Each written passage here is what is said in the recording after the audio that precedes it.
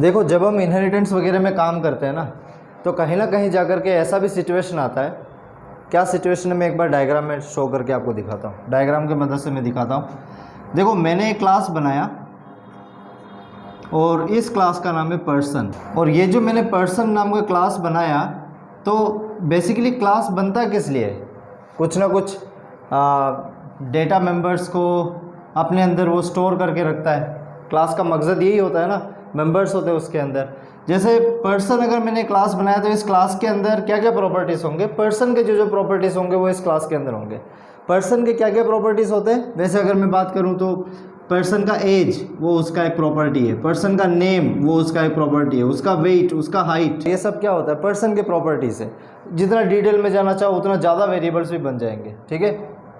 लेकिन अभी के लिए मैं सिर्फ एज और नेम को लिखना चाहता हूँ। तो क्लास का जो मैंने एरिया यहाँ ड्रॉ किया है वो कितना है? इतना है। यहाँ पर मैंने बना दिया एज और यहाँ मैंने बना दिया नेम। ये दो वेरिएबल्स मैंने क्लास के अंदर बनाए। क्लास का नाम पर्सन, ठीक है। यहाँ पर मैं हायरार्किकल इनहेरिटेंस यूज में लेना चाह रहा हूँ। कौन सा इनहेरिटेंस? हायरार्किकल। हायरार्किकल इनहेरिटेंस कैसे होता है? यहाँ पर अगर एक क्लास मैंने बनाया तो इस क्लास के प्रॉपर्टीज़ को मैं डिवाइड कर रहा हूँ। डिवाइड नहीं कहना चाहिए, पर दो दूसरे अलग अलग क्लासेस में मुझे उसकी ज़रूरत है। तो यहाँ पर मैंने एक क्लास बनाया, इस क्लास का नाम हो गया स्टूडेंट। क्या स्टूडेंट पर्सन नहीं है क्या? देखो, एक और चीज़, इनहेरिटेंस का एक फॉर्मूला है। जहाँ पर भी ईजी रिलेशनशिप काम आता है वहाँ इनहेरिटेंस हम यूज़ में लेंगे। जैसे स्टूडेंट इज़ ए पर्सन, तो पर्सन के प्रॉपर्टी स्टूडेंट के अंदर इनहेरिट होगी। यहाँ से हम पता करते हैं, ठीक है, कि इनहेरिटेंस लागू हो सकता है या नहीं। अब यहाँ पर मैंने एक क्लास बनाया फैकल्टी नाम का, तो क्या फैकल्टी पर्सन नहीं है क्या? पर्सन है, फैकल्टी इज़ ए पर्सन। इसलिए पर्सन के जो एज और नेम है उसकी इस फैकल्टी क्लास के अंदर इनहेरिट होना ज़रूरी है। तो यहाँ पर मैं इस तरीके से इनहेरिटेंस यूज़ में लूँगा। तो यहाँ पर स्टूडेंट क्लास आ गया। अब स्टूडेंट क्लास के अंदर सिर्फ वो वेरिएबल्स बनेंगे जो स्पेसिफिकली स्टूडेंट की रिक्वायरमेंट में हो। जैसे रोल नंबर, स्टूडेंट का रोल नंबर होता है। और भी काफ़ी सारे वेरिएबल्स बन सकते हैं। स्टूडेंट है तो स्कूल क्या है उसका, स्कूल का क्या नाम है। स्टूडेंट है तो स्टूडेंट का स्टैंडर्ड क्या है। काफ़ी वेरिएबल्स आ सकते हैं। फिलहाल मैं एक ही वेरिएबल ले रहा हूँ।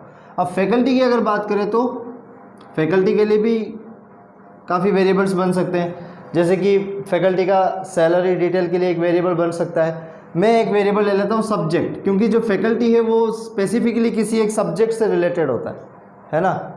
अगर कोई कंप्यूटर ऑर्गेनाइजेशन पढ़ाएगा तो वो उसमें डिटेल में जानता होगा, वो कंप्यूटर ऑर्गेनाइजेशन पढ़ाएगा। कोई कंप्यूटर आर्किटेक्चर पढ़ा रहा हो तो कोई अगर फैकल्टी है तो उसका एक प्रॉपर्टी होगा एक सब्जेक्ट। और भी काफ़ी सारे प्रॉपर्टीज़ हो सकते हैं, पर फिलहाल मैंने यहाँ पर एग्जाम्पल के लिए क्या लिया है, सब्जेक्ट। अच्छा, तो यहाँ पर जो मैंने एरो बनाया ना, ये बता रहा है इनहेरिटेंस। इनहेरिटेंस मतलब पर्सन क्लास के अंदर जो एज और नेम है वो इनहेरिट हुआ है स्टूडेंट क्लास के अंदर। तो मुझे स्टूडेंट क्लास के अंदर अलग से एज और नेम लिखने की ज़रूरत नहीं है, वो यहाँ मुझे मिल जाएगा। यहाँ पर भी एज और नेम मिल जाएगा। इनहेरिटेंस से फ़ायदा क्या हुआ? अगर ये वाला क्लास मैं नहीं बनाता, अगर ये वाला क्लास नहीं बनाता तो इनहेरिटेंस नहीं होता। तो मुझे क्या करना पड़ता है, एज और नेम अलग से यहाँ पर भी लिखना होता है एज और नेम, यहाँ पर भी लिखना होता है एज और नेम, यहाँ पर भी और यहाँ पर भी मुझे एज और नेम लिखना होता।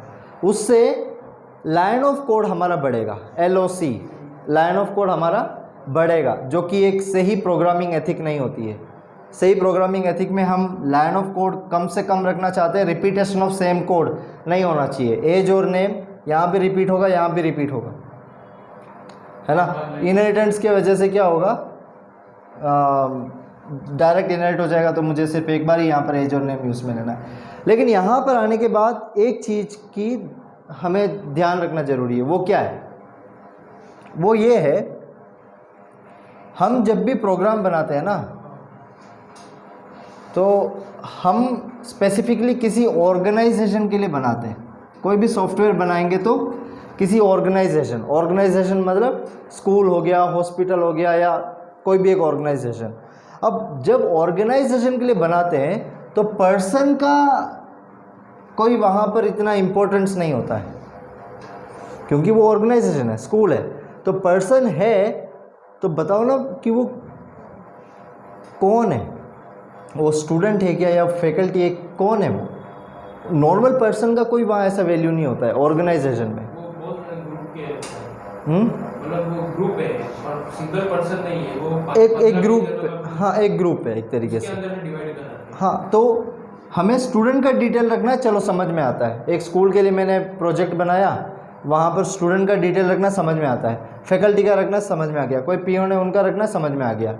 लेकिन हाँ चलो पेरेंट्स, आज स्टूडेंट्स के पेरेंट्स हो गए, ठीक है, वो समझ में आता है। पर पर्सन का डिटेल रखने का इतना इंपॉर्टेंस नहीं होता है। ऑर्गेनाइजेशन है और मैं पर्सन का एज और नेम रखा, कौन है, क्या वो स्टूडेंट है, क्या वो फैकल्टी है? तो इसलिए मैं कह रहा हूँ पर्सन का वैल्यू नहीं होता इस तरीके से, है ना। पर्सन का वैल्यू नहीं होता, मतलब पर्सन का ऐसा कोई इंपॉर्टेंस नहीं होता। तो हम चाहते ये हैं कि पर्सन की ऑब्जेक्ट ही ना बने। तो यहाँ पर मैंने ये क्लास बनाया, ये क्लास बनाया, ये क्लास बनाया, इसके बाद हो सकता है ना मैं वॉइड मेन भी बनाऊंगा। तो जब मैं वॉइड मेन बनाऊंगा तो उस वॉइड मेन के अंदर ये जो पर्सन क्लास है, ये जो पर्सन क्लास है, उस क्लास का ऑब्जेक्ट नहीं बनना चाहिए। नॉर्मली तो बन जाएगा, वो नॉर्मली तो बन जाएगा, कंपाइलर आपको किसी भी तरीके का एरर नहीं देगा, पर मैं चाहता हूं कि नहीं बने। यही था हमारा सवाल।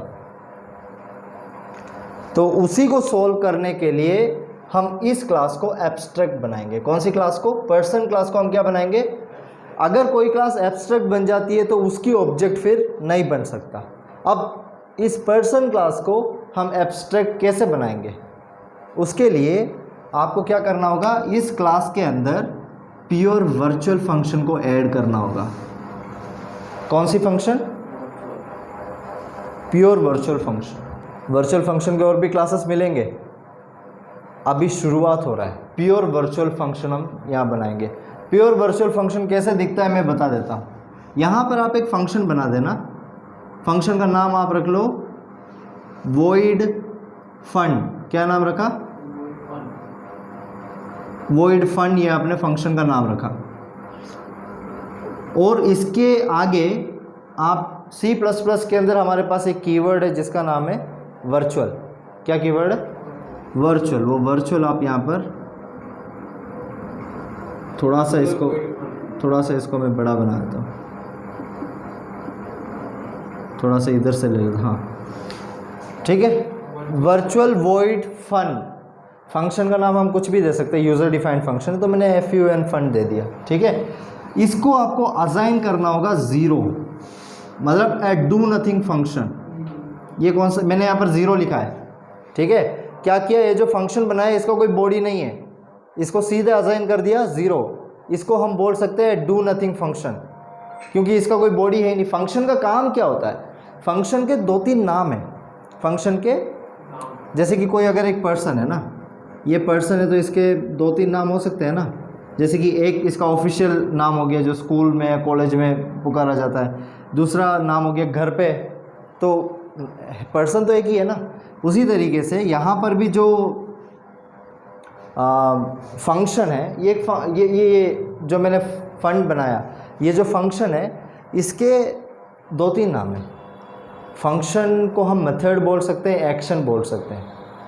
तो एक्शन बोलोगे तो भी फंक्शन को ही बोल रहे हैं, मेथड बोलोगे तो भी फंक्शन को ही बोल रहे हैं, फंक्शन बोलेंगे तो भी फंक्शन को ही बोल रहे हैं। तीनों में कॉन्टेक्स्ट में थोड़ा सा डिफरेंस है, वो हम बाद में डिस्कस करेंगे। पर नाम देखो, इसका एक्शन भी आ गया। एक्शन का मतलब कोई एक्शन करने वाला। अब यहाँ पर जैसे मैंने 0 इसको असाइन करा दिया, इस फंक्शन को मैंने जैसे ही 0 असाइन करा दिया, तो इसको हम बोलेंगे डू नथिंग फंक्शन, कोई एक्शन नहीं, ठीक है। और ऊपर से ये वर्चुअल भी है। तो ये जो वर्चुअल फंक्शन मैंने बनाया ना, इसके बना देने पर ये वाला क्लास ऑटोमेटिक हो जाएगा एब्स्ट्रैक्ट क्लास। कौन सा क्लास बन जाएगा ये? अब आप इस पर्सन का ऑब्जेक्ट वॉइड मेन के अंदर नहीं बना सकते, ठीक है। ऑब्जेक्ट कहाँ है? ये रहा, C++ के अकॉर्डिंग ये ऑब्जेक्ट है P1। नहीं बना पाओगे, आप बनाते ही आपको कंपाइलर एरर दे देगा। एरर भी कुछ इस तरीके से होगा, ऑब्जेक्ट कैनॉट बी नहीं, initial class cannot be instantiated. Error कुछ इस तरह होगा, person class cannot be instantiated. Instance का मतलब ऑब्जेक्ट, इंस्टेंटिएट होना मतलब उसका ऑब्जेक्ट का क्रिएशन होना। यहाँ पर ऑब्जेक्ट बनाना, P1 is being instantiated, P1 नहीं बन सकता। फिर अभी तो P1 बन रहा है, पर एब्स्ट्रैक्ट लगाने के बाद फिर ये P1 नहीं बन सकता। एब्स्ट्रैक्ट लगाना कैसे लगाते हैं, यहाँ पर प्योर वर्चुअल फंक्शन हम बनाते हैं, इसे हम बोलते हैं प्योर वर्चुअल फंक्शन। ठीक है, अच्छा ये वर्चुअल अगर यहाँ पर नहीं होता तो फिर ये डू नथिंग फंक्शन है। जब वर्चुअल भी जोड़ा गया तो हम इसको बोलेंगे प्योर वर्चुअल फंक्शन। प्रोग्राम बना के समझते हैं। तो चलो यहाँ पर मैं एक क्लास बना रहा हूँ, इस क्लास का नाम है पर्सन। ठीक है, और ये जो मैंने क्लास पर्सन बनाया उसके अंदर कुछ प्राइवेट वेरिएबल्स है, कुछ प्राइवेट मेंबर्स है। कौन कौन है, इंटीजर, एज, और यहाँ पर मैं ले लेता हूँ कैरेक्टर, नेम। यहाँ पर मैं 20 कैपेसिटी दे देता हूँ, क्योंकि किसी भी पर्सन का नाम आए तो 20 एनफ है, सफिशिएंट है, उसमें 20 कैरेक्टर्स सफिशिएंट है। अगर आपको लगता है ज़्यादा चाहिए तो हम 20, 25 या 30 ले सकते हैं, जितना चाहे उतना हम यहाँ कैपेसिटी ले सकते हैं। पर एक बात, क्योंकि एरे फ्लेक्सिबल नहीं है, इसलिए 20 अगर आपने लिया ना तो रैम के अंदर फिर वो 20 पूरा लेगा ही, चाहे उसका नाम छोटा हो। जैसे अरुण किसी का नाम है तो फिर रैम के अंदर वो जगह होती देगा प्रोटीन की। हाँ, जो एरे बनेगा ना, अरुण के लिए इतना ही चाहिए था, बाकी जो 16 ब्लॉक्स है वो तो बनेगा ही। ठीक है, तो ये इसमें थोड़ा सा नुकसान है। क्लास को यहाँ पर क्लोज कर देते हैं। अब ये पर्सन क्लास के अंदर जो वेरिएबल्स हमने बनाए हैं, इनको मैं इनहेरिट करना चाहूँगा स्टूडेंट और फैकल्टी क्लास के अंदर। तो यहाँ पर इसी के जस्ट बाद मैं स्टार्ट कर देता हूँ स्टूडेंट क्लास। अब यहाँ पर मैं क्या कर रहा हूँ, पब्लिक इनहेरिटेंस यूज़ में ले रहा हूँ। तो मैं यहाँ पर लिखूँगा पब्लिक, इसे हम विजिबिलिटी मोड भी कहते हैं। ठीक है, तो पब्लिक इनहेरिटेंस में यूज़ में ले रहा हूँ। यहाँ कॉलन बनाया हुआ है, कॉलन की ज़रूरत है। कॉलन के बाद में मैंने लिखा पब्लिक, और कौन सा क्लास को आप इसके अंदर इनहेरिट करना चाहते हो, पर्सन, तो उस क्लास का नाम यहाँ पर आना चाहिए। और इस स्टूडेंट क्लास के अंदर भी कुछ प्राइवेट मेंबर होंगे। प्राइवेट जब भी आप लिखेंगे तो ध्यान रखना ये भी एक कीवर्ड है, और कोई भी कीवर्ड ऐसा नहीं है जिस कीवर्ड का लेटर कैपिटल हो। कोई भी, सारे स्मॉल केस में रहते हैं कीवर्ड्स अधिकतर। ठीक है, इसके बाद यहाँ पर स्टूडेंट का एक वेरिएबल मैं बना रहा हूँ इंटीजर टाइप का, रोल नंबर। अब मुझे यहाँ ज़रूरी है सेट डेटा का, तो पब्लिक वॉइड सेट डेटा, इसके अंदर मैंने लिया इंटीजर ए, लोकल वेरिएबल है। ये जो ए मैं बना रहा हूँ लोकल वेरिएबल है। कैरेक्टर नेम, उसके लिए एन, ये भी एक लोकल वेरिएबल है। वॉइड सेट डेटा के अंदर आने के बाद जो, अच्छा एक और चीज़, एन के बाद में रोल नंबर भी चाहिए। रोल नंबर के लिए integer R N, local variable है। यहाँ एज इनहेरिट हो रहा है, उस एज को मैं यहाँ पर लिखूँगा। पर एक बात आप ध्यान रखना, एज यहाँ पर मैं यूज़ में नहीं ले पाऊँगा। कारण बताओ, यहाँ पर मैं इस तरीके से एज को यूज़ में नहीं ले पाऊँगा। हाँ, क्योंकि वो क्लास के अंदर प्राइवेट मेंबर है। अगर आप चाहते हो कि इनहेरिटेड क्लास के अंदर भी उसको यूज़ में लिया जाए तो उसको प्राइवेट मत बनाओ, उसको बनाओ प्रोटेक्टेड। ठीक है, जो वेरिएबल्स प्रोटेक्टेड होते हैं वो इनहेरिटेड क्लास के अंदर, मतलब वो वेरिएबल अगर इस क्लास के अंदर इनहेरिट हुआ है तो यहाँ पर भी वो यूज़ में आएगा, हम एक्सेस कर सकते हैं। बस वॉइड मेन में नहीं एक्सेस कर पाओगे। तो यहाँ पर प्रोटेक्टेड लिख रहा हूँ मैं। तो जैसे हमारा रिक्वायरमेंट होता है ना, उसके अकॉर्डिंग हम सेट करते रहते हैं एक्सेस स्पेसिफायर्स को।